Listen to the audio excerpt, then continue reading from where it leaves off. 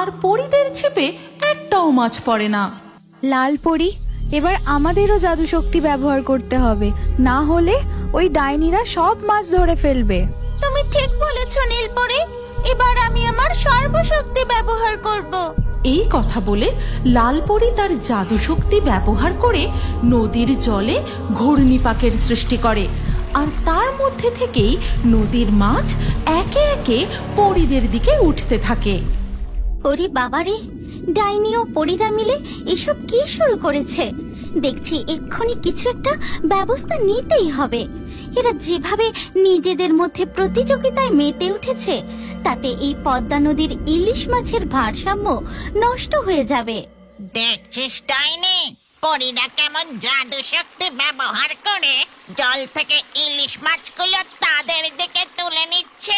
তুই চিন্তা করিস না, আজ আমরা পরীদের হারিয়ে ওদের থেকে বেশি মাছ ধরবো। ঠিক তখনই নদীর উপরে মাথা তোলে স্বর্ণ জলপরী। এক্ষুনি থামো তোমরা।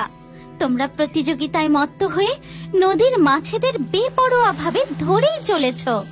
প্রয়োজনের অধিক তোমরা মাছ নষ্ট করছো। জলপরীর কথা শুনে ডাইনি ও পরীরা মাছ ধরা থামায়। তারপর ডাইনি বলে, কেন আমরা মাছ ধরা থামাবো? এই নদী আমাদের গ্রামের উপর দিয়ে বয়ে গেছে, আমরা যত ইচ্ছে মাছ ধরবো।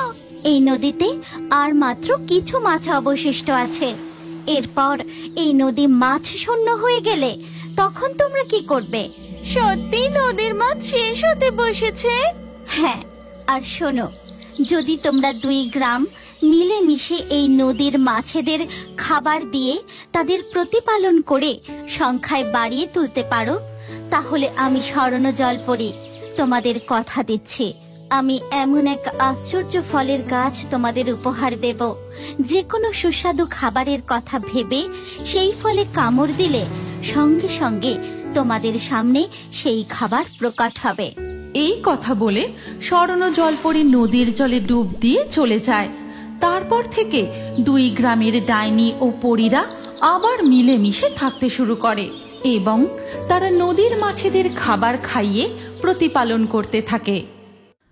জলপথ ধরে সাঁতরাতে সাঁতরাতে কিছুটা এগোতেই তারা লক্ষ্য করে যে নদীর নিচে চারিপাশে স্বর্ণ মুদ্রা, স্বর্ণ অলংকার ছড়িয়ে ছিটিয়ে পড়ে রয়েছে, আবার কোথাও স্তূপ হয়ে রয়েছে। দেখো জলপরী মণিমালা, এখানে নদীর নিচে কত স্বর্ণ মুদ্রা, স্বর্ণ অলংকার পড়ে রয়েছে। মনে হচ্ছে আমরা ওই পিশাচিনীর উদক নগরীতে এসে পড়েছি। আমারও তাই মনে হচ্ছে। এবার চলো আমরা জলের উপরে যাই। এই কথা বলে মণিমালা জলপরী ও রত্নকুমার নদীর জল থেকে মাথা তুলতেই দেখে তারা এক ভিন্ন মায়াবী রাজ্যে এসে পড়েছে। আশেপাশের গাছে সুন্দর ফুল ফুটে রয়েছে, প্রজাপতি উড়ছে, শীতল ও স্নিগ্ধ বাতাস বইছে।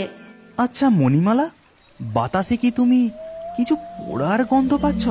হ্যাঁ রত্নকুমার, আমিও একই গন্ধ পাচ্ছি। এখানকার পরিবেশ এমন মনোরম হওয়া সত্ত্বেও বাতাসে পোড়া গন্ধ কেন? চলো আমরা আরেকটু এগিয়ে গিয়ে দেখি।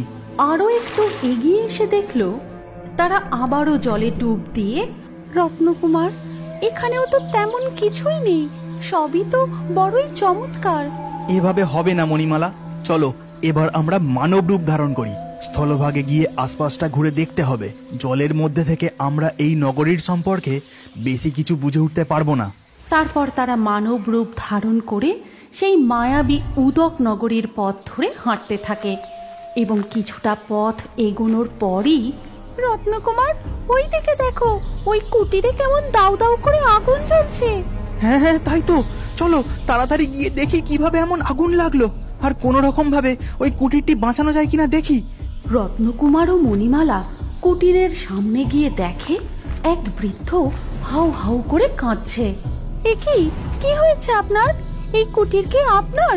কুটিরে আগুন কিভাবে লাগলো? কে আপনারা? এই নগরীতে আপনাদের তো কোনোদিন দেখিনি, আর আমার কথা বলছেন? আমি হলাম উদক নগরীর রাজপুরোহিত।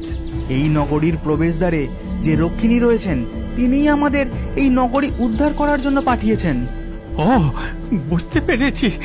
তাহলে তো আপনাদের কাছে সমস্ত কথা খুলে বলতে আমার কোনো অসুবিধে নেই। আজ থেকে 7 বছর আগে এই নগরী ছিল খুবই সমৃদ্ধশালী, কিন্তু যেদিন রাজকুমারী পদ্মকুমারী জন্মগ্রহণ করলেন। পুরোহিত মশাই, আমি যে আর ধৈর্য রাখতে পারছি না।